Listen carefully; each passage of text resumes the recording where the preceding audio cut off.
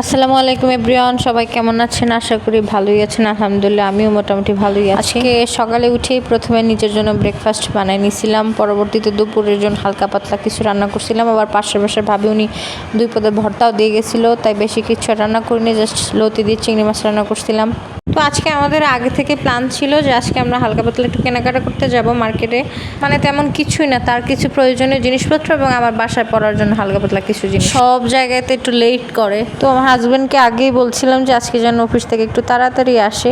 তো সে সেই মোতাবেক সন্ধ্যার পরে 7:30টার দিক দিয়ে সে ঠিকই চলে আসছিলো। আজকে বাইক রেখে বাসায় আমরা গেছিলাম, কারণ মার্কেটে তো অনেক মানুষ থাকবে, তখন বাইক সিকিউরিটি বিষয় নিয়ে ঝামেলা হবে, এর জন্য বাইক রেখে আমরা সিএনজি দিয়ে চলে গেছিলাম।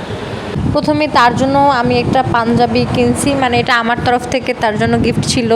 তো এরপরে আমি কিছু বাসায় পরার জন্য সিট কাপড় কিনছিলাম, মানে গজ কাপড় যেটাকে বলে, আর একটা হ্যান্ডব্যাগ কিনছিলাম, মানে গরিবের YSL এর ব্যাগ। আর সে তার নিজের জন্য 2টা প্যান্ট, একটা শার্ট কিনছিল, একটা পারফিউম কিনছিল, আর আমার জন্য একটা কাফতান কিনছিল, আর একটা বাটিকের 3 পিস কিনছিলাম। জাস্ট এই পর্যন্ত, আর কোনো কেনাকাটা করি নেই।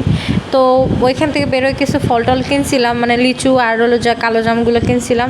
মার্কেট থেকে বের হয়ে হালকা পাতলা নাস্তা করছিলাম, ফুচকা, চটপটি, ঝালমুড়ি, এগুলো, কোন আইসক্রিম। তো আজকে এই পর্যন্ত, সবাই ভালো থাকবেন।